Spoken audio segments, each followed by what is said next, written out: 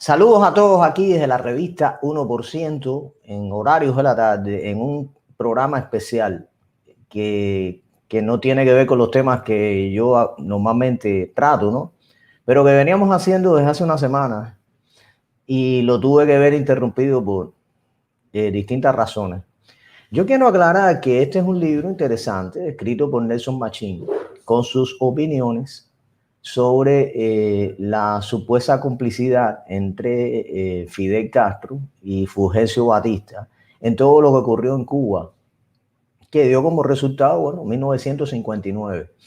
Estas son las opiniones del autor. Yo también tengo muchas, quisiera traer aquí a otras personas, incluso testigos que vivieron esos años en Cuba, y los tengo, y bastante bien informados para que las personas puedan hacer un criterio sano de lo que se está tratando aquí.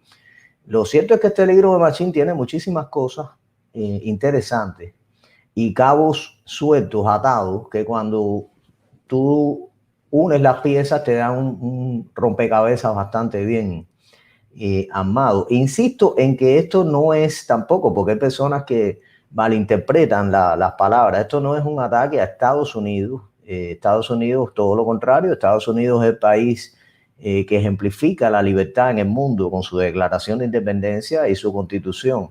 Estamos hablando de instituciones dentro de los Estados Unidos que evidentemente colaboraron y cooperaron con la llegada de Fidel Castro al poder. Esto no es el pueblo de los Estados Unidos, no son las personas de los Estados Unidos. O sea, porque por ahí se malinterpretan las cosas y nos empiezan a decir antiamericanos y todo eso, que es lo más ridículo que hay en el mundo, porque yo soy un defensor de los Estados Unidos, de su constitución y de sus derechos individuales.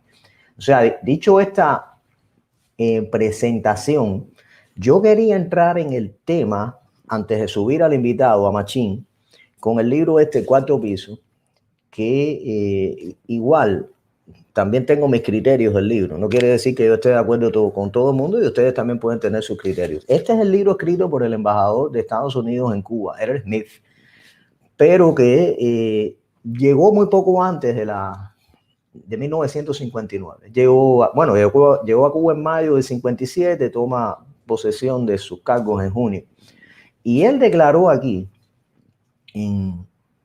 ante un subcomité del Senado de leyes, ¿no? Las impresiones que él tenía de por qué desde aquí de Estados Unidos y dentro de sus instituciones se había propiciado la llegada de Fidel Castro al poder en Cuba. Estas declaraciones son de 1960. Y sin embargo, aquí tengo el libro de Machín, que se llama La Cruz de Cuba, y dos caras de la agencia esa que ustedes ven ahí.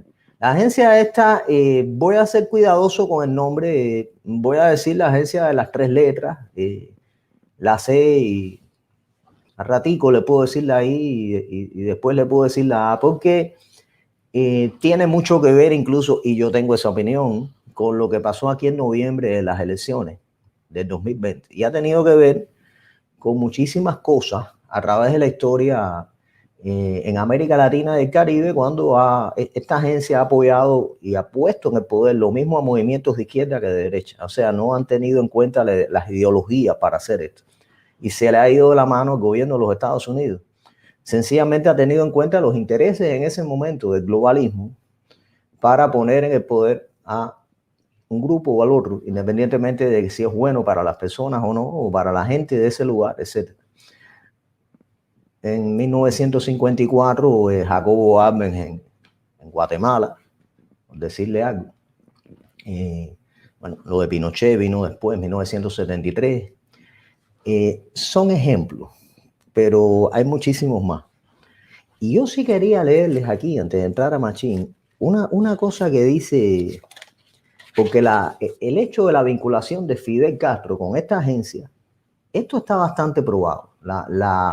Lo interesante, lo que trae Machín a este ajiaco es que Batista sea parte del mismo plan como agente de la misma agencia. Esa es la parte que Machín va a tratar de justificar con sus investigaciones. Sin embargo, yo antes de eso le quería decir y leer en una parte del Cuarto Piso. Este es el embajador de Estados Unidos en Cuba, Eric Smith, hasta 1959, donde él dice que la gente el agente número 2 de esta agencia en la embajada en Cuba, fíjense, el agente número 2, cuyas actividades para dar ayuda y aliento a las fuerzas de Fidel Castro se revelaron en un consejo de guerra de los oficiales navales que participaron en esta rebelión. Estamos hablando de Cienfuegos en 1957, cuando se produjo el alzamiento del 5 de septiembre, que no me quiero extender ahora en la historia de Cuba. Sin embargo, la presencia de agentes de esta organización en Cuba viene desde por lo menos la entrada de Fidel a Cuba y antes, o sea, la entrada de Fidel a Cuba cuando es Grama, pero antes de eso también. Y ahora ya que hemos introducido el tema y Machín va a venir aquí a justificarlo, yo tenía por aquí unas preguntas que le quería hacer, porque en los 2 primeros programas habíamos llegado a esta militancia de Fidel en la actuación que tuvo en el Bogotazo, en Colombia, que eso fue el 9 de abril de 1948. Y hasta 1953 aproximadamente habíamos llegado a los programas con el asunto del asalto al cuartel Moncada. Y entonces, ahora yo le tengo unas preguntas donde nos vamos a centrar. Ya habíamos hablado un poquito de la prisión de Fidel en la isla de la Juventud, o la isla de Pinos en aquella época. Y vamos a ver ahora a partir de ahí y hasta el triunfo de la Revolución Cubana, cosas que prácticamente no se lo cree nadie en su sano juicio. Ahora lo que hay que ver es cuáles fueron las causas y las fuerzas que intervinieron en esto. Pero de que Fidel Castro recibió ayuda de instituciones poderosas aquí en los Estados Unidos, eso no cabe la menor duda. Ninguna tengo de eso. Pero sí quiero traer a Machín, porque Machín está introduciendo el tema de Batista. Yo voy a traer a Machín, le voy a dar las buenas tardes, lo voy a poner en vivo. Vamos a ver cómo se oye. Buenas tardes para mí, buenas noches para ti. ¿Me escuchas bien? Te escucho perfectamente, Fernando. Y espero que también las personas que nos están escuchando, porque yo a ti te escucho inmejorablemente bien. Mira, dicho todas estas cosas... Buenas tardes para ti también. ¿Cómo no? Dichas estas cosas, yo tenía aquí la primera pregunta que te quería hacer. Y tengo aquí dos libros más que he traído, aparte del tuyo, por cierto. ¿Qué tú me puedes decir de momento en que Fidel es liberado por Batista? Incluso, ¿qué piensas de esta liberación tan, digamos, controversial, ¿no? Y la presencia en México, o sea, que inmediatamente lo liberan, va a México, y la presencia en México de la agencia esta que tú te haces, que tú haces referencia aquí. O sea, ¿qué me puedes decir de todo eso? De cómo Batista lo libera, cuáles crees que tú sean las razones y por qué en México hay agentes de estos que evidentemente pudieron hacer contacto con Fidel Castro. Cuéntame un poco de eso. Bien.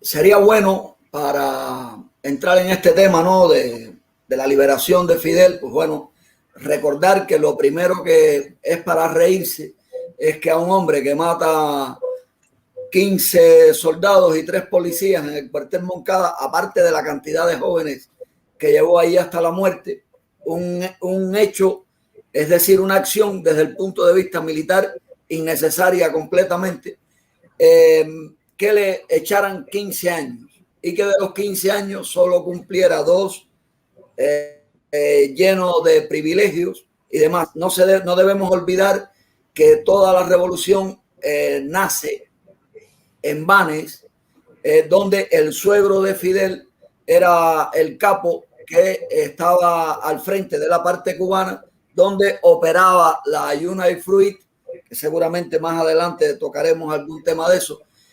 También un cuñado de Fidel estaba en el gobierno de Batista, como mismo lo estuvo el suegro cuando pusieron a Batista en el 40, del 40 al 44, porque fue puesto.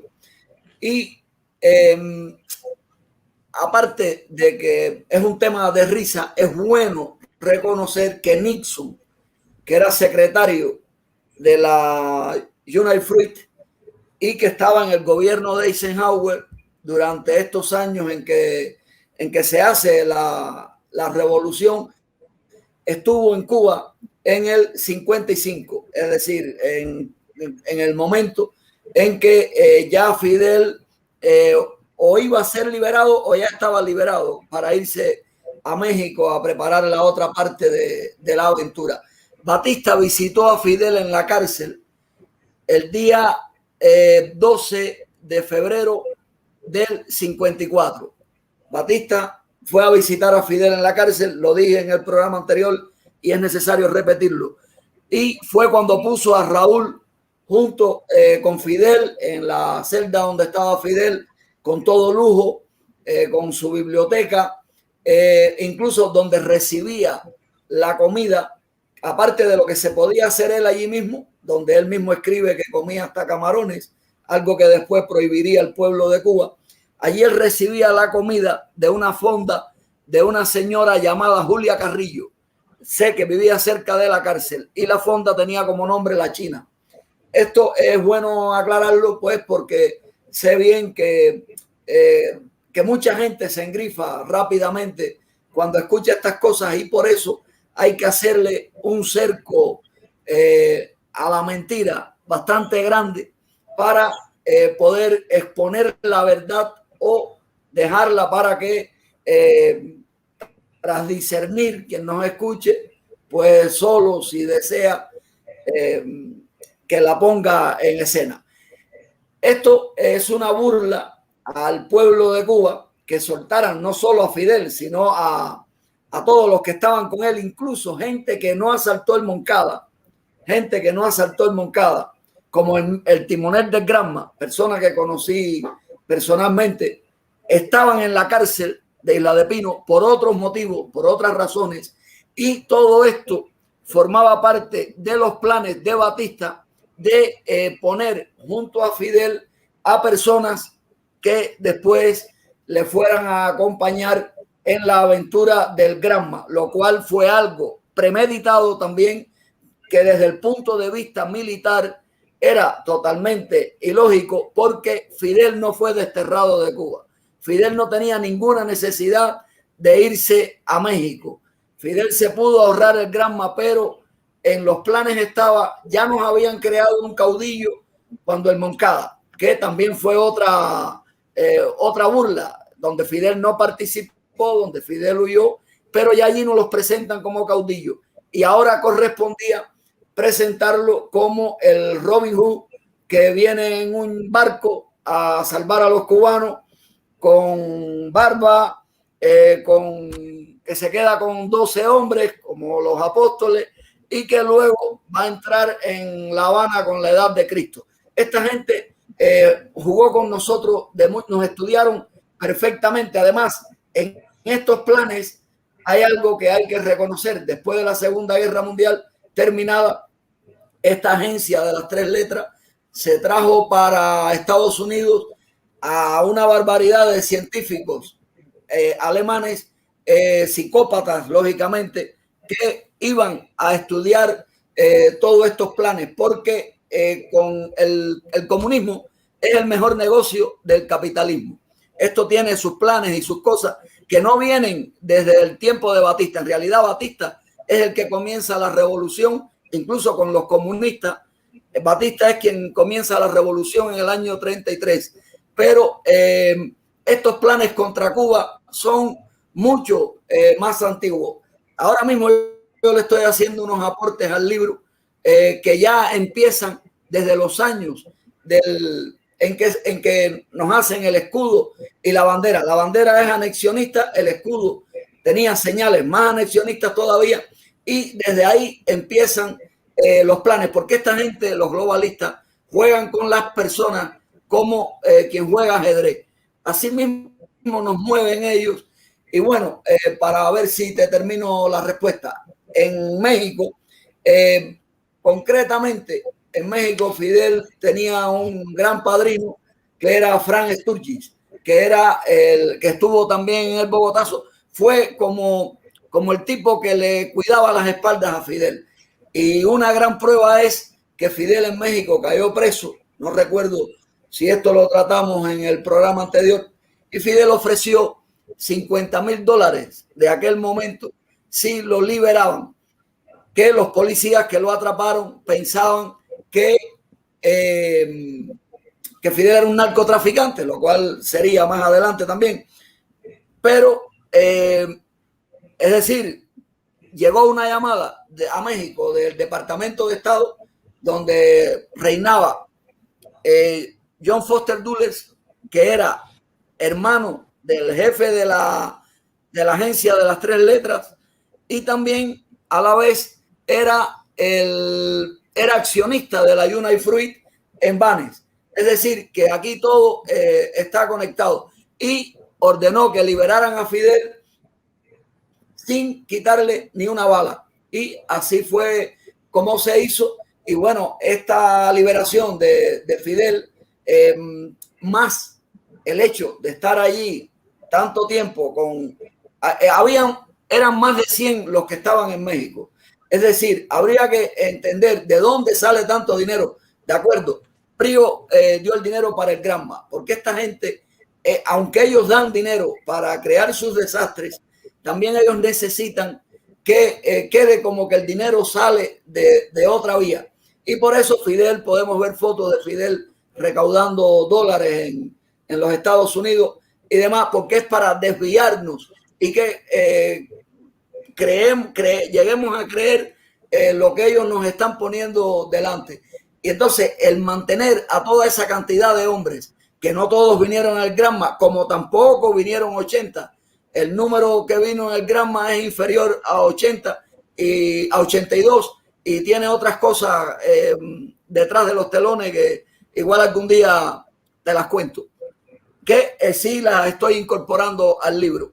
Y entonces esto, que liberen a Fidel en México, ya demuestra que Fidel no estaba solo, que en México estaba muy bien acompañado, independientemente de que sus compañeros de esto no supieran, que lo sabrían después, ¿no? Pero todos aquellos jóvenes estaban pues, conmovidos con el tema de la patria, el golpe de Estado que Batista había dado en el 52, que no fue para otra cosa que para crear el show del Moncada. Y bueno, creo que haberte respondido la pregunta.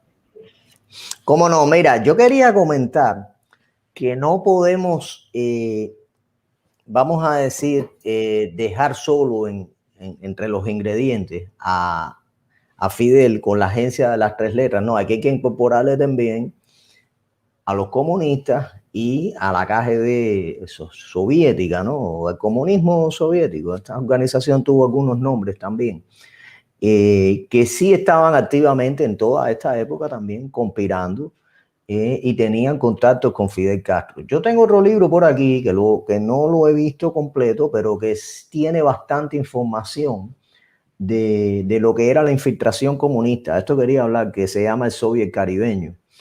Y tengo otro que lo he querido traer porque a pesar de que hay muchísimos libros que tratan estas cosas, ¿no? Porque me lo regaló me lo regaló una de las personas que me oye, que es apellido Besada, y es familiar de este señor que escribe el libro con sus memorias, o sea que él vivió toda esta parte en Cuba en su juventud y tuvo determinados criterios que tengo aquí. Y una de las cosas que me llama la atención, después quisiera entrar más en detalle, pero yo te tenía aquí las preguntas por orden. Y vamos a hablar ahora voy a dejar un poquito para después el tema de los comunistas. Y en Cuba, bueno, desde el mismo surgimiento de la Revolución de Octubre, que empezaron a mandar hacia América Latina a crear organizaciones, y en Cuba ya cogió mucha fuerza en la década del 20. Lo voy a dejar para un momentico porque para seguir siendo con una línea, ¿no? de orden, que quería preguntarte ¿qué me puedes decir del momento del desembarco del Granma y las órdenes específicas que dio Batista cuando Fidel desembarca? Y antes y después, como por ejemplo no bloquear el acceso a las montañas a los rebeldes, cosa que se hizo Fidel después cuando se le alzaron lo que él llamó los alzados, que eran patriotas que estaban contra el comunismo, ¿no? ¿Qué tú me puedes decir de la reacción que tuvo Batista con el desembarco de Granma y las cosas que vinieron ahí posteriormente para que cogiera fuerza un movimiento que obviamente no tenía fuerza ninguna? Bueno, el desembarco del Granma, la travesía, es todo con el Granma es mentira. Es decir, no había mal tiempo. Esto lo sé por palabras del timonel. No había mal tiempo. Mucha gente, incluso hubo un general, Batista sabía que el Granma venía. Incluso hubo un general que quería bombardearlos en el mar y Batista se negó a hacerle ese bombardeo. Incluso hay gente que cree que fueron bombardeados en el momento del desembarco y ellos desembarcan el 2 y el primer combate que tienen en Alegría de Pío ocurre el 5. Es decir, que tuvieron tiempo suficiente porque Batista también tenía acuarteladas las tropas, sobre pretexto de que había mal tiempo. Es también para risa que se acuartelen las tropas en un país donde no hay guerra. Esa es una de las grandes pruebas. Luego del combate de Alegría de Pío, que salen a la cacería de los rebeldes, salen varias escuadras de la zona esta de Manzanillo, de Niquero, salen un número extremadamente superior, pero Batista manda desde La Habana al general Barreras, apellido que no es paradoja en este momento, ¿no? Porque el general Barreras traía como misión el detener la búsqueda. Incluso el general Pedraza pedía a Batista el mando de Oriente y Batista se lo negaba, porque sabía que Pedraza sí le iba a quitar a Fidel, a su niño, que era al que estaba preparando para el desastre este que iban a hacer con Cuba, que determina lo que hoy en día somos y demás. Entonces, Batista, la misión de Barrera fue la de detener la búsqueda. Incluso Barrera informa a Batista de que había exterminado a toda la guerrilla. Barrera llega a La Habana y Batista lo condecora. ¿Y por qué Batista no le quitó la condecoración cuando a los pocos días, al mes y poco, se sabe de la presencia de Fidel, de que estaba vivo cuando atacan al cuartel de La Plata? Pues esto corrobora lo que digo. Además, Batista nunca, en lo sucesivo, nunca preparó a su ejército para la guerra de guerrillas. Otro dato importante, a los que cogía preso del 26, porque aquí cae preso el timonel del Granma, cae preso en este mismo momento, después del desembarco, porque acompañando a Montaner, que Montaner sin espejuelos no veía y perdió los espejuelos, entonces los cogieron presos. Y Batista no los mató, ni los torturó, ni nada. Batista se los dejó en la cárcel guardadito para cuando Fidel llegara al poder. Sobre todo, un detalle muy importante era proteger a los cubanos de piel pigmentada. Eso era una cosa, era un detalle que también Fidel lo tenía en cuenta, razón por la que no le gustaba que Almeida participara en combates para seducir a la población mestiza de Cuba. Es decir, que con toda esta serie de detalles se jugaba. Hay un detalle importante aquí que me gustaría agregar, porque a veces decimos, ¿y cuál era la preparación militar de Fidel? Hace poco me dijeron que Fidel estudió, fue preparado en West Point, y no lo dudo, tras ciertos análisis que hago, como por ejemplo cuando participó en el 47 en Cayo Confite, año en que fue captado por la agencia. Fidel llega allí con el grado de teniente y eso es una de las pruebas. Y luego también él no participaba en los entrenamientos en México de los futuros guerrilleros. Y bueno, esto son pruebas así salteaditas. Tampoco Batista utilizó a la Guardia Rural contra contra estos guerrilleros, que era lo idóneo, ¿no?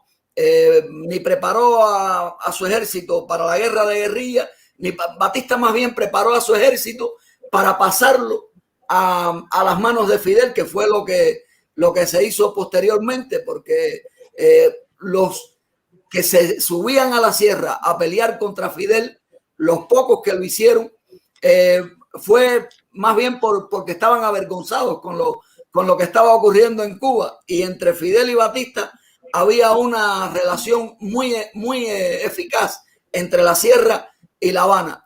¿Cómo se las arreglaron? Ya eso sí no puedo entrar, pero la hubo, porque incluso hay un dato, Fidel fue quien le informó a Batista de que el 13 de marzo le iban a preparar un atentado, independientemente de que aquellos muchachos querían cortar a Fidel, pero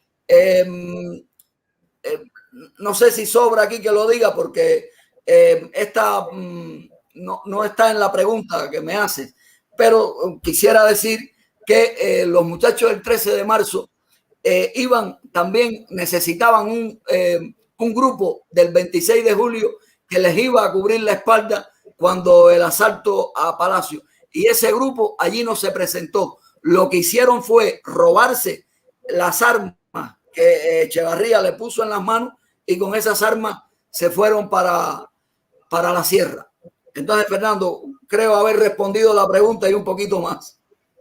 Sí, yo te agradezco. Te quería comentar brevemente, porque mencionaste a John Foster Dulles, que era secretario de Estado de Eisenhower. Recuerden que las elecciones en Estados Unidos son en noviembre de los años pares. 1952, en noviembre, eligen a Eisenhower, y en enero entra la nueva administración republicana, que Eisenhower tiene su historia con Franklin Delano Roosevelt. No me voy a meter en eso ahora. Y comienza él como secretario de Estado, habiendo sido, como está en tu libro, accionista de la United Fruit, que tú lo mencionas en Banes. Quiere decir que esta gente tenía relaciones de antes, y el hermano de John Foster Dulles, que es Allen Dulles, es el director de la agencia esta de las tres letras, ¿no?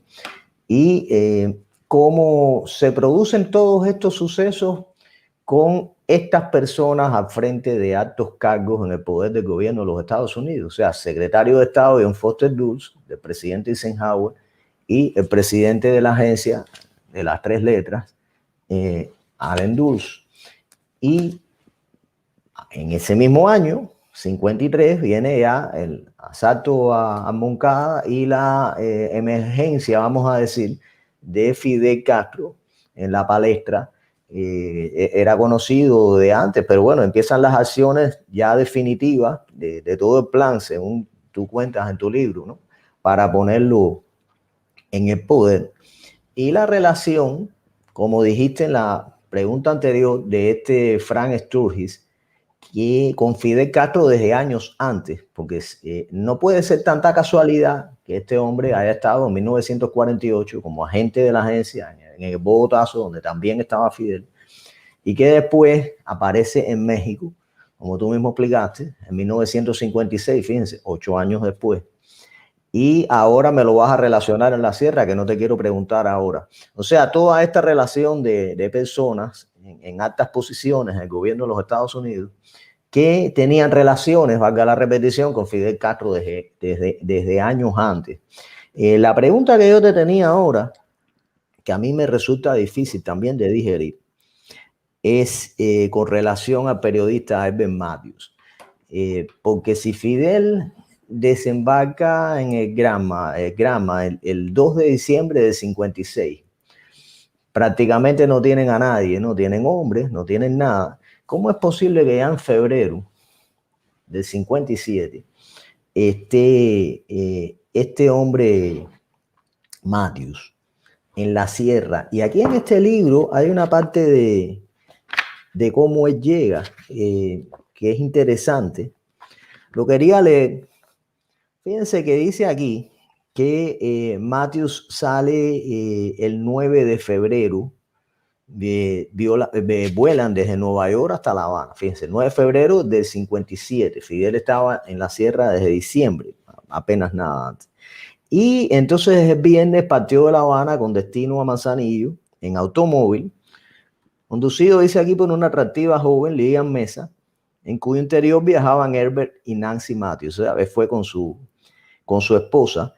Y bueno, una vez llegaron a Manzanillo, bueno, un jeep condujo a Herbert Matthews. La esposa se quedó en una casa y explota la bomba periodística. Ahora, la pregunta que yo te hago,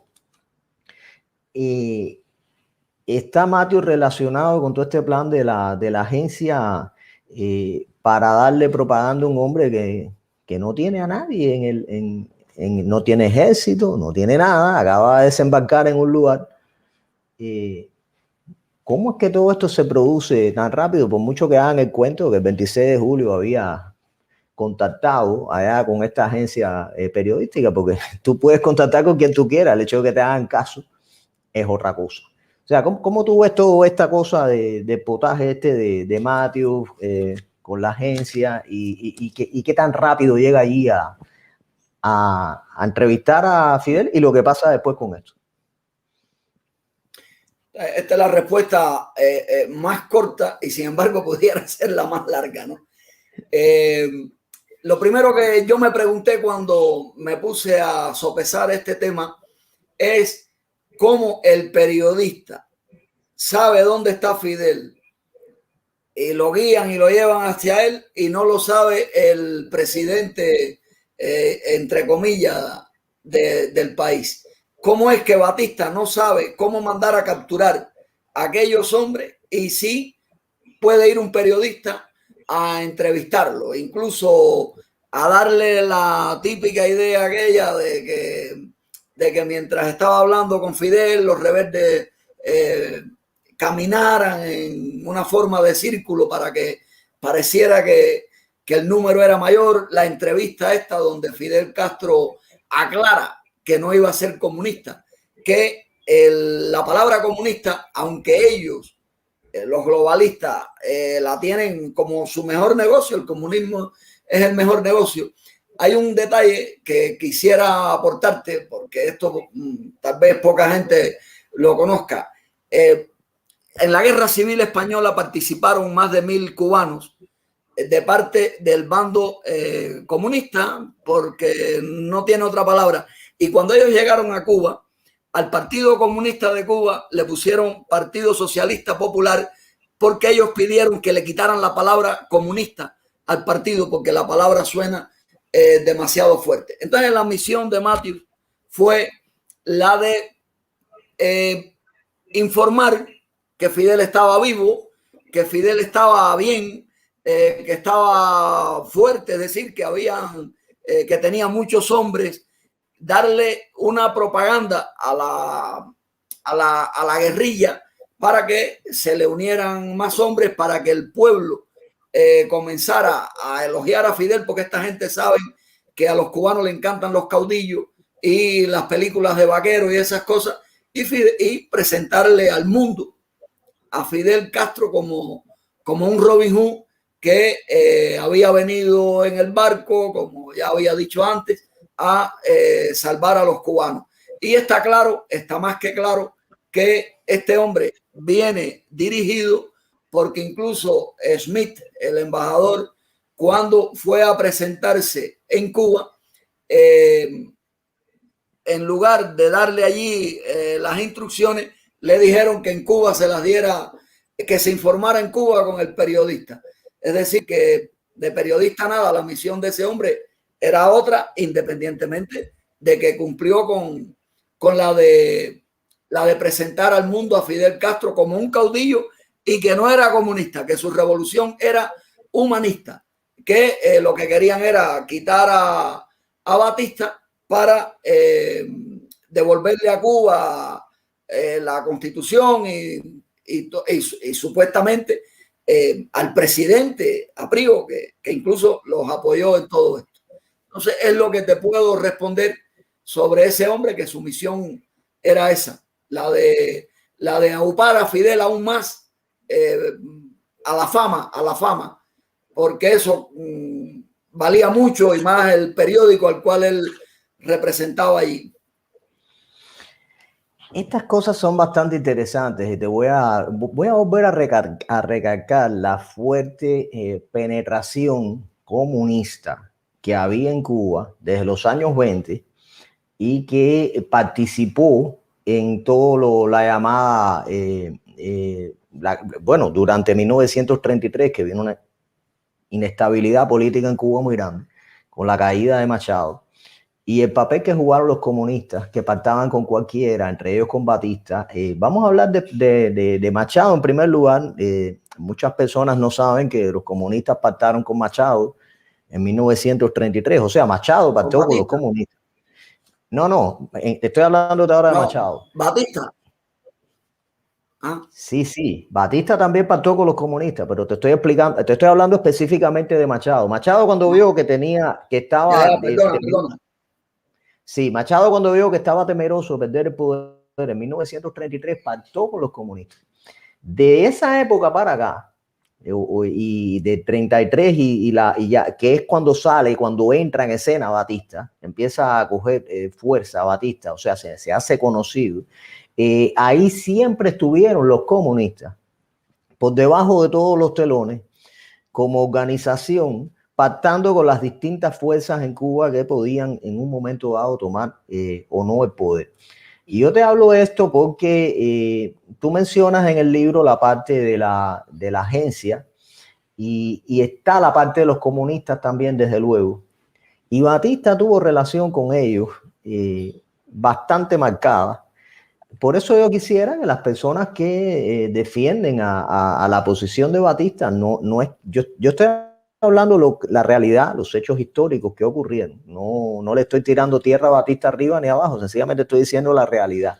Por lo menos desde 1938, incluso con bastante fuerza, cuando ya Batista estaba aspirando ya a una presidencia de la República, pero electo por las urnas, se acercó muchísimo a los comunistas. Tanto es así que fue invitado a México por el presidente Lázaro Cárdenas en 1939. Y se sabe que Lázaro Cárdenas, bueno, tuvo una serie de medidas ahí, incluso de nacionalizaciones. No quiero extender el tema. Pero la relación de Batista con los comunistas, incluso mencionaste la Guerra Civil Española. Y Batista, la Guerra Civil duró hasta el 39. Y Batista jugaba con las dos cartas de estar por un lado defendiendo o no poniéndose a mal con los intereses de los Estados Unidos, pero al mismo tiempo jugaba con la carta de Lázaro Cárdenas y de los republicanos. O sea que hasta donde podía apoyó Batista a los comunistas, que eran en la Guerra Civil Española, y todo este grupo de cubanos que participaron ahí. Había discrepancias y dentro de Cuba divisiones entre los que apoyaban a los franquistas y a la República. Y Batista jugaba con las dos cartas, pero sí tuvo bastante que ver con los comunistas y sobre todo después durante ya lo que era la Constitución del 40, donde había muchos comunistas de estos, y su propia presidencia. O sea que, dicho esto, yo te quería preguntar, y creo que tenía la pregunta por aquí. Ya cuando vamos adelantando un poquitico, Fidel Castro, bueno, el 1 de enero toma el poder en Cuba. Pero antes de eso, ¿tú crees que Batista le haya dado un tratamiento diferente, fíjate, antes de 59 te estoy hablando, a los comunistas en su represión, a pesar de haber creado lo que se llamaba el Servicio de Inteligencia Militar? ¿Tú crees que trataba diferente a los comunistas y a la gente del 26 de julio y al directorio revolucionario? O sea, ¿tú piensas que se ensañaba más con la gente del directorio y dejaba y se hacía un poco más de la vista gorda con los comunistas y la gente del 26 de julio? ¿Tú crees eso? ¿Y a qué tú crees que se pueda deber eso? Bueno, yo quiero que me disculpe un momento porque quisiera volver atrás a un detalle que es sumamente importante en estos análisis que queremos hacer, y es que Batista, que eso fue un golpe de estado con los sargentos, además en un país todo lleno de generales. ¿Quién ha visto que los sargentos se insubordinen a dar un golpe. Eso fue en el 33 y en el 34 nos quitaron la enmienda Platt.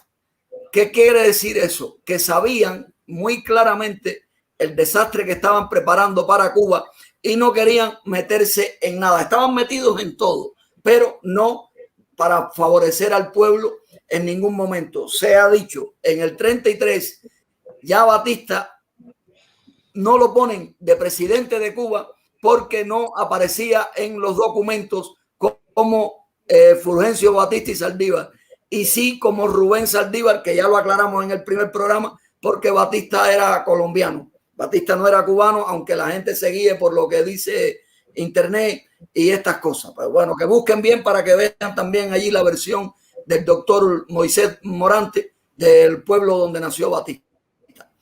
En lo sucesivo, bueno, Batista fue el padre del Partido Comunista de Cuba, porque cuando Batista en el 40 lo ponen, porque lo pusieron tras rematricularlo el suegro de Fidel en Banes en el 39, que hasta 2 comisiones de cubanos fueron a Colombia, una para saber, para comprobar que era colombiano y otra para lo contrario, que ganó lógicamente la que más dinero tenía. Batista gobernó con los comunistas. Hasta hay palabras de Pablo Neruda, el poeta chileno, dedicadas a Batista en aquel momento con tremendos elogios, y donde nombra a capos de estos del Partido Comunista que después, cuando nosotros éramos niños, pues los veíamos porque estaban vivos ahí todavía, como Marinello y Roca y 3 o 4 más que nombra Neruda en esto. ¿Y qué pasa? Que después del Moncada, porque Batista es quien le elige a Fidel el cuartel Moncada, lo habíamos hablado anteriormente, porque Batista odiaba al Moncada. Se ha dicho de paso, Batista y Fidel, al lugar de Cuba que más odiaban es a Santiago de Cuba, aunque creamos lo contrario por la forma en que mucha gente de Santiago se implicó en la revolución. Eran el lugar que más odiaban. Batista porque no tuvo apoyo allí cuando dio su golpe de estado, y Fidel porque no hubo levantamiento en Santiago como él lo esperaba, porque ya en aquel momento de haber habido el levantamiento de Santiago, posiblemente fuera el momento en que Batista saliera huyendo. ¿Qué pasa? Que Batista le elige a Fidel el Moncada.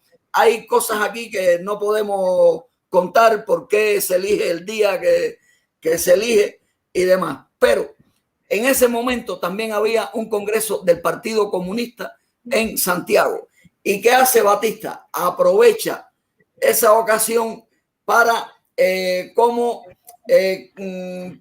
separarse él de los comunistas, como para separarse él de los comunistas y dejar a los comunistas empujándose solitos hacia las manos de Fidel, que los comunistas no confiaban en Fidel. Yo no soy de los que cree, y quisiera que me perdonen, la historia esta de los soviéticos metidos en Cuba con estos temas con Fidel. Está escrito, está claro que está escrito, pero para mí la agencia de las 3 letras y el KGB eran en lo alto, no lógicamente, no los de abajo, pero en sus alturas tenían un trabajo muy en paralelo, y pruebas de eso vienen más adelante en la crisis de los misiles en Cuba, que fue otro cuento, otro show muy importante. Y entonces sí, Batista se ensañaba con los muchachos del 13 de marzo, con cualquier otro, como los del Corintia, como los exterminó, que eran de la misma rama, ¿no? Tenían que ver con Prío. Batista, a todo el que fuera a suponer un peligro para Fidel en el futuro, él lo exterminaba. Él y a los de Fidel, curiosamente, cuando alguno de los miembros del 26 de julio era atrapado, nada de fusilamiento ni nada de eso, a no ser que los soldados se equivocaran, pero el que le llevaran hasta La Habana, ese iba para Isla de Pino a esperar a que triunfara la llamada revolución, que no fue un triunfo, fue un regalo. Por ejemplo, hay un ejemplo de un tipo muy importante que esto tiene tela, en esto estoy trabajando ahora, el Gallego Fernández. El Gallego Fernández Batista lo tenía preso. ¿Por qué el Gallego Fernández sí estudió en West Point? Que allí estudió con Fidel, estoy convencido. Por eso ese delincuente, pederasta y tantas cosas, que era el Gallego Fernández, vivió al lado de Fidel como le dio la gana. Incluso era el verdadero general del ejército cubano. Raúl es una figura decorativa que no tenía preparación para nada. En cambio, el Gallego Fernández sí la tuvo, lo cual demostró en Playa Girón, aunque Playa Girón era un regalo que también es bueno analizar, mientras hablabas antes de la dirección de Eisenhower, que de los hermanos Dulles, el director de la agencia de las 3 letras, fue heredado por Kennedy junto con la invasión de Bahía de Cochino. Es decir, que ese fue heredado por Kennedy y ese fue el que se encargó de hacer aquello que se hizo, la traición a esos muchachos de Playa Girón, que aún hoy, que son unos viejitos, tienen miedo a contar la verdad de lo que les ocurrió allí porque los apretaron y tuvieron que elegir entre el dinero o callarse o el silencio. Tuvieron que elegir el silencio o no sé cuántas cosas.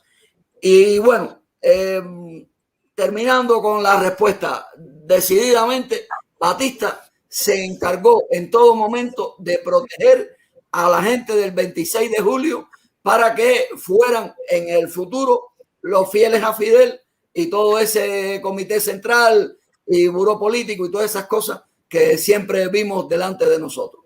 Eso está claro. Además, si no lo hubiera querido proteger, esa invasión de Camilo y del Che fueron por el centro de Cuba al descaro.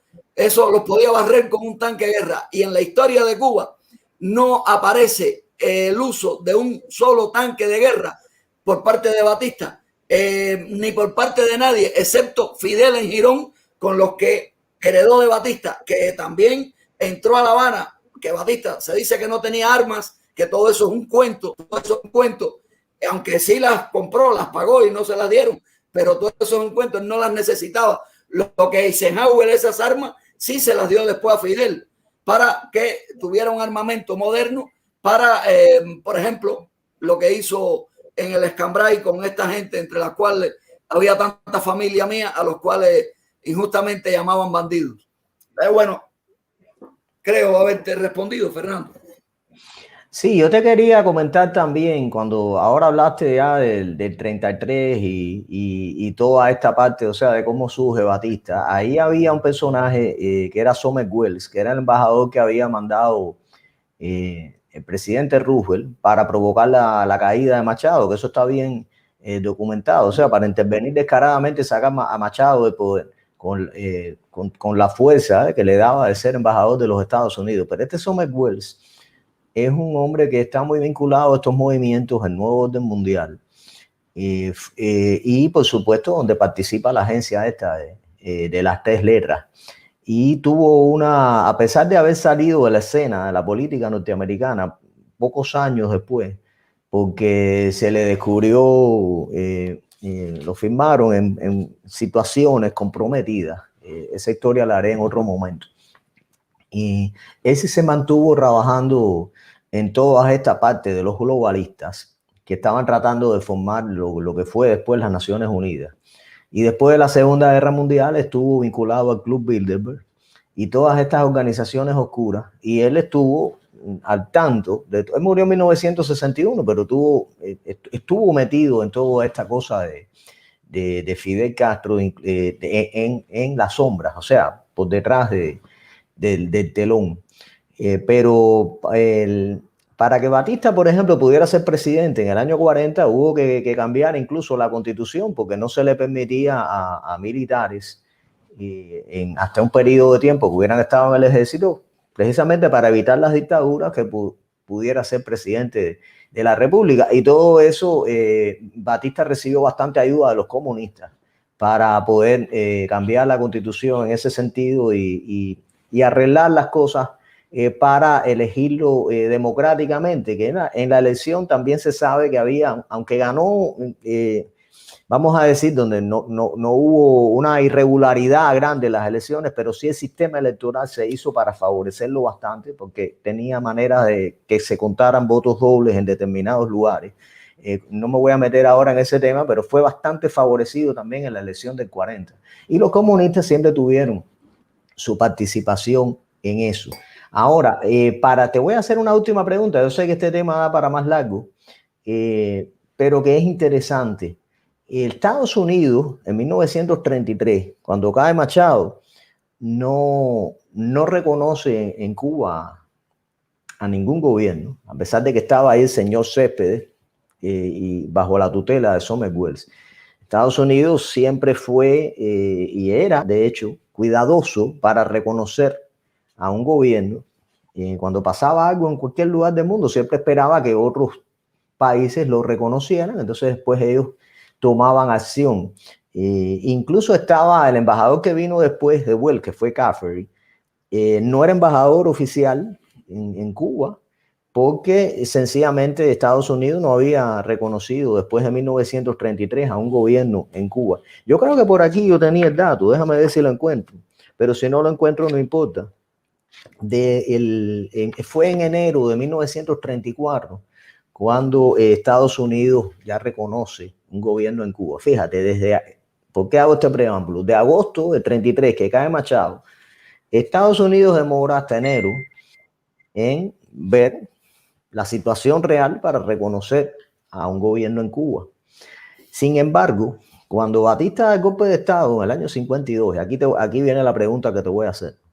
Cuando Batista da el golpe de Estado en el año 52, pues bastante rápido el gobierno de Estados Unidos lo reconoce, y después, y ahora aquí viene la pregunta, quiero que me hables de todo esto. El mismo 1 de enero de 59, hay un personaje que aparece aquí en tu libro que se llama Ernesto Betancourt, que toma la embajada cubana en Washington, o sea, va allí y ya se acabó el embajador de antes y ya esto es Fidel Castro. O sea, ¿qué tú me puedes decir de estos reconocimientos y no reconocimientos del gobierno de Estados Unidos en el caso de Batista en el 52 y de Fidel en el 59? ¿Qué tú me puedes decir de eso? Bueno, eso es simplemente porque la palabra buena es esa, el gobierno, porque a mí me da tristeza cuando algún exiliado, cuando algún exiliado de estas conversaciones le atormentan. No hay cómo decirle que no tiene nada que ver el pueblo con el gobierno, con la gente que manipula estas cosas, que esto es más largo, más lejano y más profundo de lo que usted y yo estamos tratando aquí en este momento.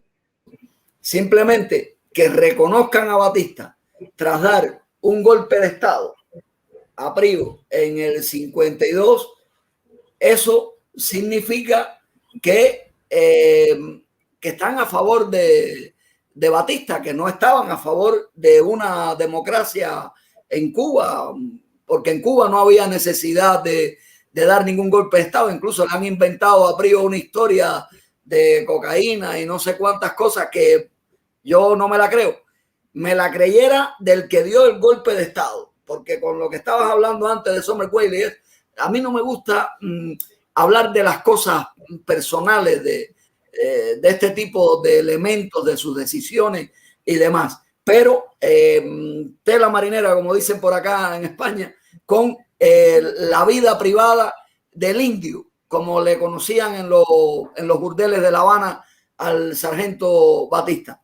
Y muchas cosas más que hay en todo esto que las fuentes son importantes. Sin embargo, yo esas cosas no las toco en el libro por respeto a la familia, por respeto a la familia, porque hay familiares de él que yo sé que quieren, antes de irse de este mundo, dejar limpia la imagen del padre. Incluso muchos youtubers se han encargado de colaborar en eso. Yo veo a la gente impresionada por ver si el hijo dijo esto. Claro, yo qué voy a decir de mi papá, eso está claro, pero nadie le ha preguntado que cuántos millones heredó. Eso no lo pregunta nadie.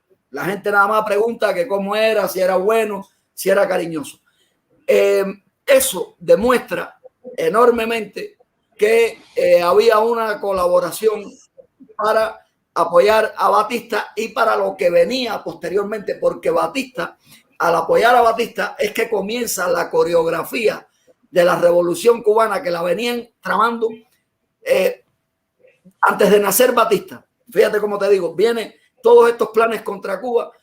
Para mí se comienzan en el 1848, año en que Marx, esto ya parece surrealista, año en que Marx presenta su obra, año en que el presidente Polk de los Estados Unidos le ofreció a España 100 millones de dólares por Cuba y por Puerto Rico, y año en que nos hacen al siguiente la bandera, el año que nos hacen la bandera y el escudo, a petición, el escudo de Narciso López, un masón anexionista venezolano, para acuñar los papeles que tuvieran que ver con Cuba, porque ya ese lo tenían allí reconocido como el presidente de Cuba, como un hipotético presidente en una Cuba libre, y mandan invasiones con estadounidenses para enfrentarse a España, a ver si los cubanos se sumaban.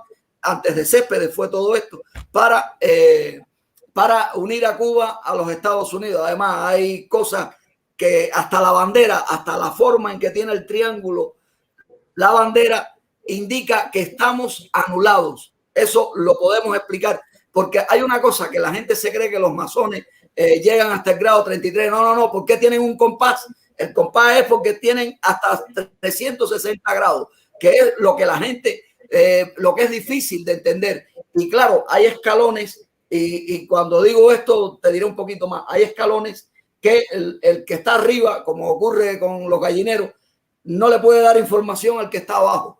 A mí me criaron masones y lo tengo que reconocer, y que eran buenísimos, pero estas cosas no las sabían. Y luego habría que hacer un análisis de quiénes, todos los que dirigieron la guerra de independencia de Cuba: Máximo Gómez, Carlos Manuel de Céspedes, Martí, Maceo, casi todos eran masones. Pero ahí quito a Martí y a Maceo, porque es tremenda casualidad. A Martí salieron a cazarlo. Martí fue perseguido en los Estados Unidos, hasta intentaron allí envenenarlo, y salieron a cazarlo. De hecho, la primera cacería fue allí mismo, con el tema aquel de la Fernandina. Y perdona que me vaya más atrás, pero es que si no analizamos la raíz de estas cosas, no podemos creer, y todavía Batista no había nacido, no podemos creer todas estas complotas y todo lo que se preparó contra Cuba, que Cuba es la niña bonita del viejo nuevo orden mundial. Así destrozada como está, Cuba es la niña bonita del viejo nuevo orden mundial. El 11 de julio, cuando se tiraron a la calle los cubanos, los pobres llevaban en la cara, que me daban hasta ganas de llorar decirlo, pensando que iban a venir de los Estados Unidos a liberarlo, porque eso es lo que se han creído siempre los cubanos. Y nada de liberarnos, nada, porque no es, la necesidad no es de que Cuba sea libre, sino de que esté como esté, porque somos producto de un experimento, que han hecho con nosotros lo que les ha dado la gana. Y eso es lo que ojalá y los exiliados pudieran reconocer estas cosas. Y se ha dicho de paso, Fernando, te honra mucho que como político y que vives en ese país te atrevas a tratar este tema, te atrevas por lo menos a dejar que la gente adquiera otra opinión sobre lo ocurrido. Y entonces, hermano, como luego Fidel, cuando le dan el poder, cuando llega a La Habana, se va a Batista, que huye, que también yo no entiendo cómo pueden admirar a un general que huye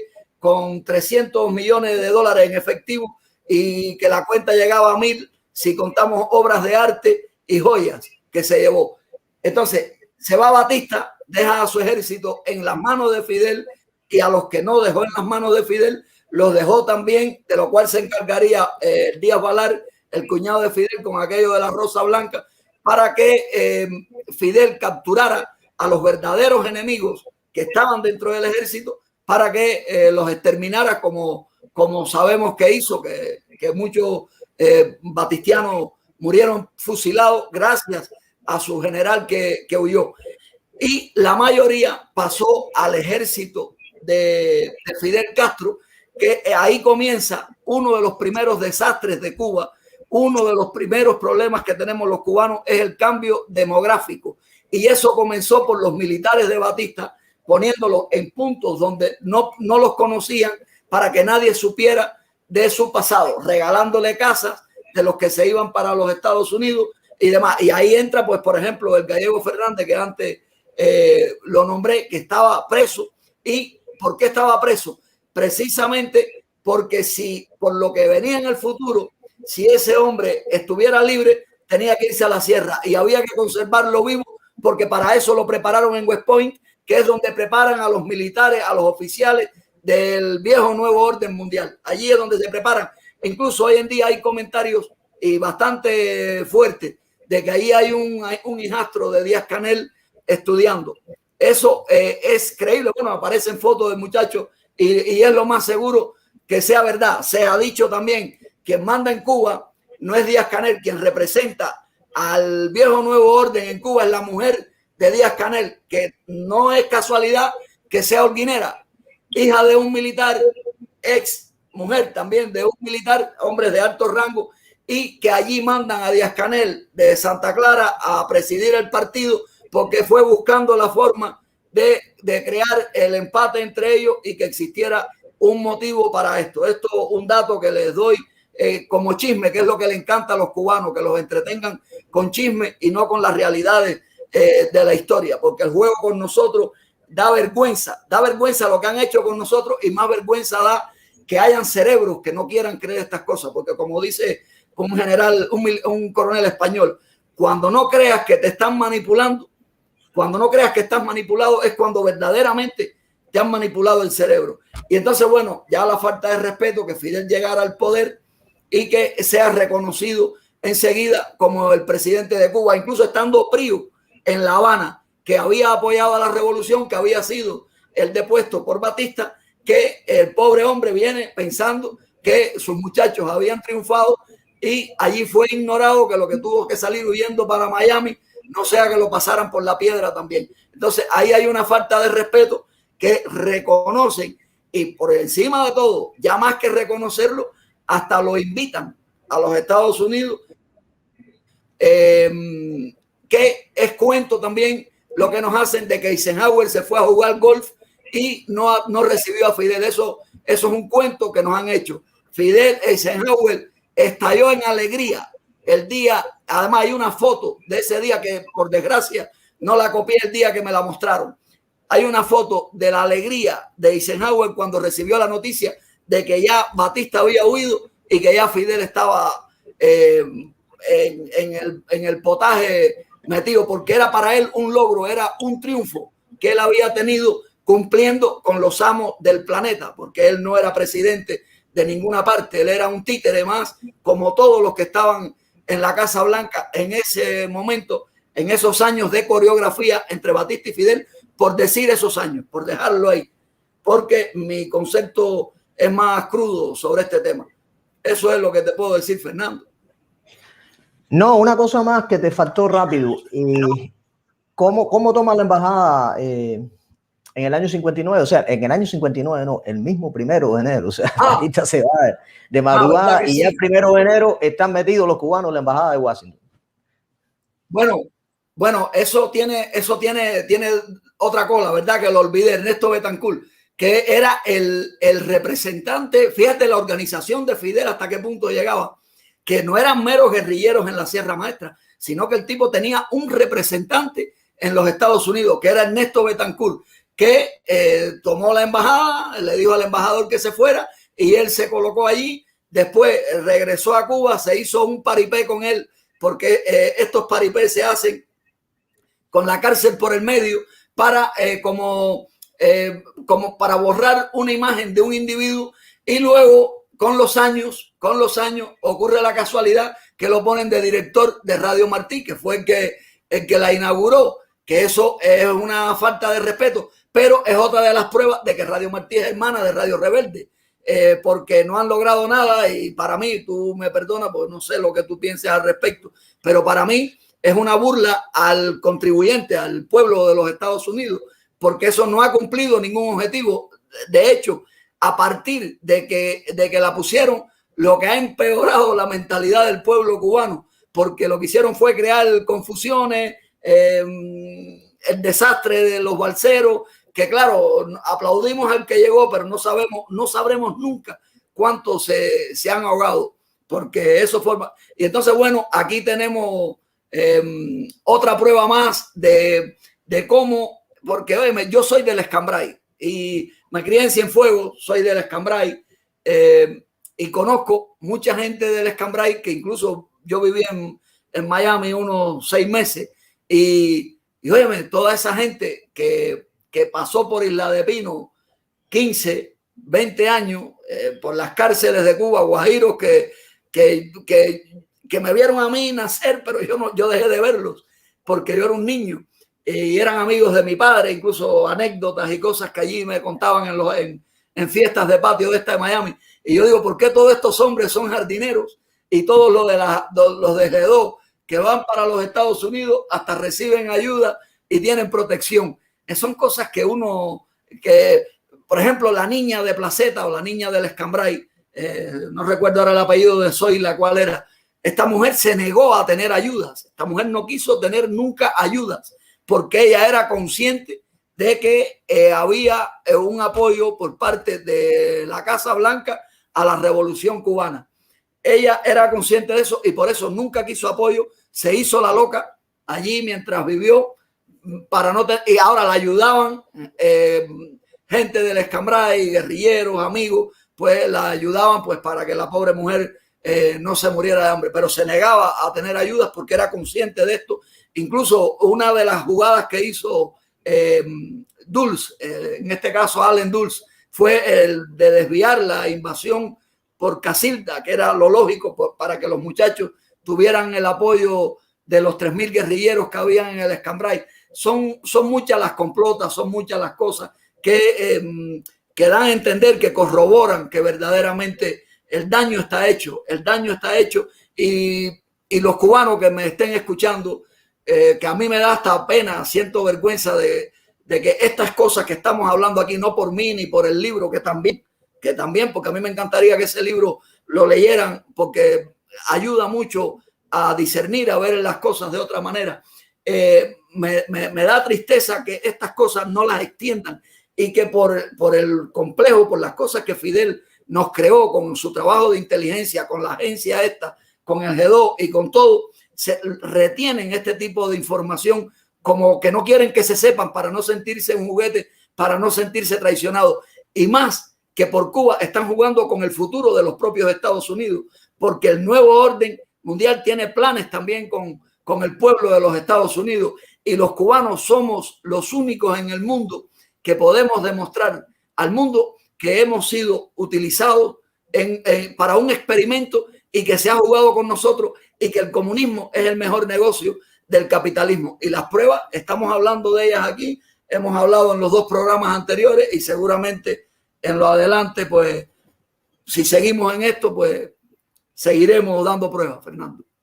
Sí, yo quería terminar diciendo esta parte con muchas de las cosas que tú acabas de decir, ¿no? Y yo sé que hay personas que son escépticos no incluso en esto que tú estás diciendo de la complicidad de Batista, en el caso de Fidel, que es la tesis que tú sostienes en el libro. No, hay personas que son escépticas con el problema del nuevo orden mundial, del globalismo y de la participación y la utilización del comunismo como ideología a favor, en este caso, de estas personas que supuestamente son los defensores del capitalismo, que son los que están confabulados en todo esto y actúan en la sombra.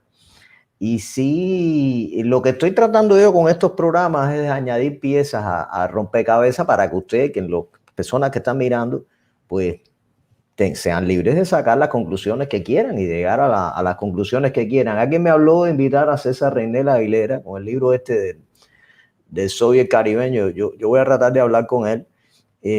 Porque el libro tiene mucha información de lo que es la infiltración con nombres y apellidos de los comunistas en Cuba y asesorados directamente por la KGB. Yo también he hecho mis investigaciones en el caso de Mella, que por cierto lo voy a sacar en el próximo libro mío que va a salir. y toda esta relación con los comunistas y la conspiración internacional en torno a todas estas cosas. Pero sí veo, por ejemplo, y digo, y es verdad, que en Cuba Cuba tenía unos indicadores económicos muy buenos. Después de 1955, cuando ya Batista ya llevaba tiempo ahí, en América Latina, entre los primeros lugares, porque sencillamente el capitalismo hace florecer las cosas. Pero las personas que defienden a Batista, por ejemplo, no sé cómo me justifican que dé un golpe de Estado. O sea, sencillamente, ¿cuál es la...? No, que si Prío era un corrupto. Bueno, eso no quiere decir que tú tengas derecho a dar un golpe de Estado. Número dos, tampoco me justifican todas las relaciones que tuvo Batista por muchísimos años con los comunistas. A pesar de que tengo un libro de él por ahí, que lo voy a traer, es que estos temas dan para mucho. El libro de Batista, que se llama Piedras y Leyes, donde se pone a atacar fieramente a los comunistas. Y sería bueno ver pasajes de las propias cosas que dice Batista en su libro, bueno, escrito por él mismo. Pero como quiera, es un tema largo. Y tú mismo acabas de decir que ponen toma la embajada cubana en el año 59 un señor en Washington, Ernesto Betancourt, que después lo ponen a presidir a Radio Martí, y fue el primer representante prácticamente que tuvo Fidel ahí en los Estados Unidos, mismo 1 de enero de 59. O sea, que por mucho que tú te enteres de las cosas rápido, vamos a ver, en aquella época no había internet, ¿no?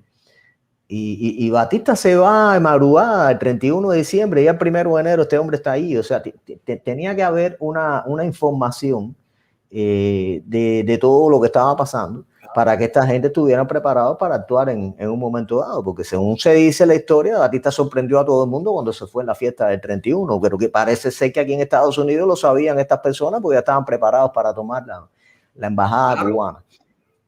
Fíjate, te estoy hablando así como... pero yo te agradezco mucho lo del libro. Yo creo que vamos a tener que seguir haciendo esto. Yo estoy complicado, tú sabes bien, por lo de la alcaldía de Hialeah y tengo elecciones el mes que viene. Pero me parece que este libro, que La Cruz de Cuba y las dos caras de esta agencia, donde tú defiendes tu tesis, tú eres el autor del libro y la defiendes desde luego, de que Batista era parte de esto con Fidel Castro, de todo un plan donde se pretendía eliminar a Cuba y trasladar a la Florida, a Miami, ¿no? Toda esta parte de la económica, ¿no? De florecimiento, y utilizar a Cuba entonces para exportar revoluciones comunistas en el mundo, que es lo que ellos quieren, como agencia y como parte de este globalismo, del nuevo orden mundial. Pero sí sería interesante ver, que lo haría yo con César Reynel, la posición que él tiene de qué dominó, vamos a decir, hablando en cubano, jugaron los comunistas en esto, porque veo que tiene bastante información en su libro. Si tú quieres agregar algo más, ya para despedirnos por ahora, pues te dejo los micrófonos y nos vamos pronto. No, quisiera agregar, porque tocaste un punto antes que es importante, sobre el nivel que alcanzó Cuba durante la tiranía de Batista.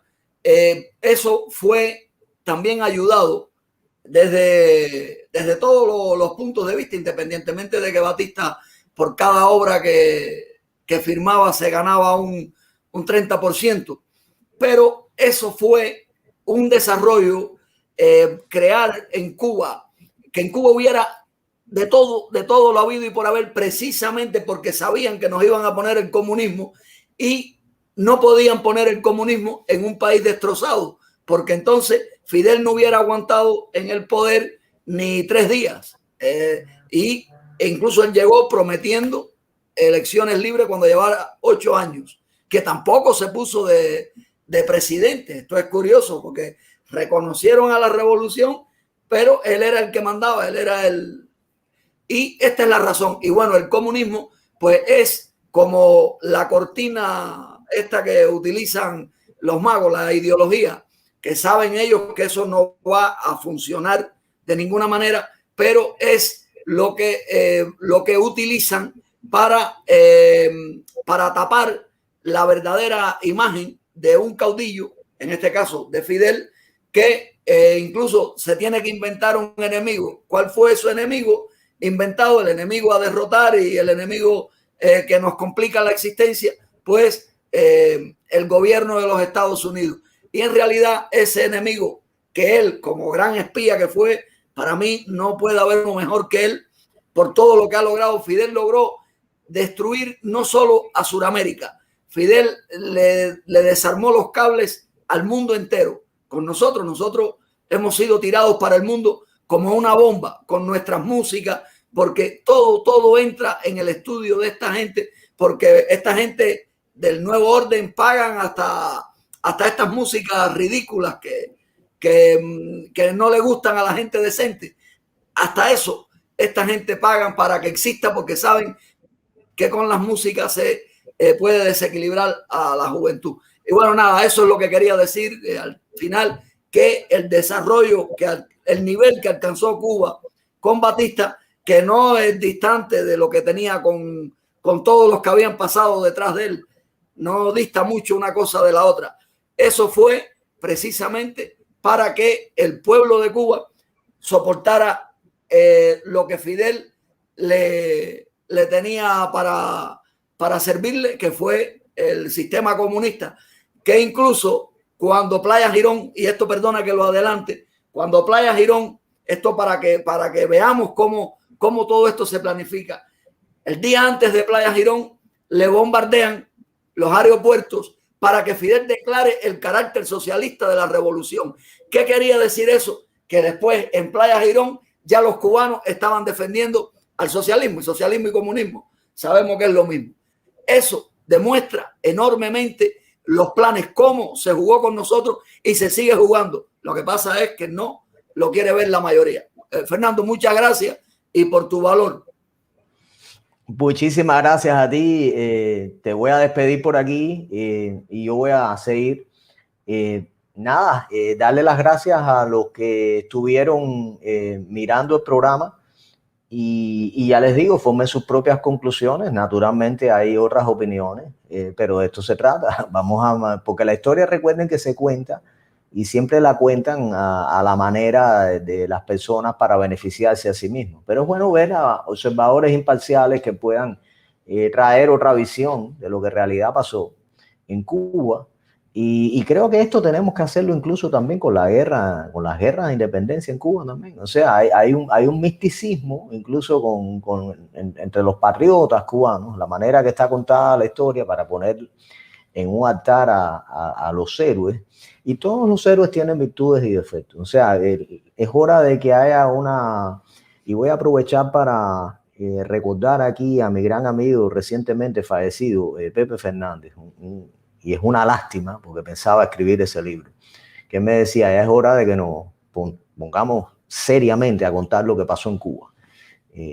Incluso vamos a hablar, ya le había hecho un libro que gracias a Dios quedó publicado, que fue la primera conspiración independentista en Cuba, que data de 1809.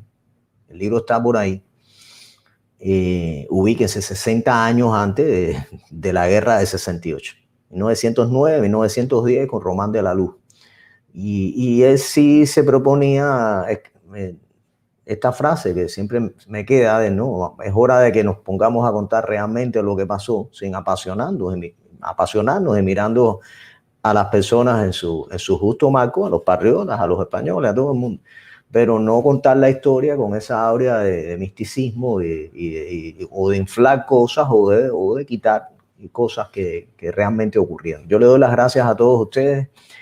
Voy a tratar de estar haciendo esto los domingos. Recuerden que estoy en la campaña final para alcalde de Hialeah. Le agradezco a todos los que me están apoyando, pero voy a tener realmente a partir de ahora bastante poco tiempo. Aún así, les prometo que los domingos, cuando pase noviembre, vamos a tener un espacio aquí dedicado a estas cosas, y como ya me lo pidieron, voy a tratar de hacer contacto con César Reynel Aguilera, su libro de Soy el Caribeño, y bueno, y otras personas más, porque aquí también tengo a Fran Fernández, que es una leyenda viva sobre el tema de Cuba y el anarquismo, y por supuesto fue testigo presencial de aquellas cosas. Así que les doy gracias a todos, que tengan muy buenas tardes, y nos vemos mañana a las 9 en la revista 1%, hablando arranca limpia, y como siempre les digo, no vayan a la izquierda,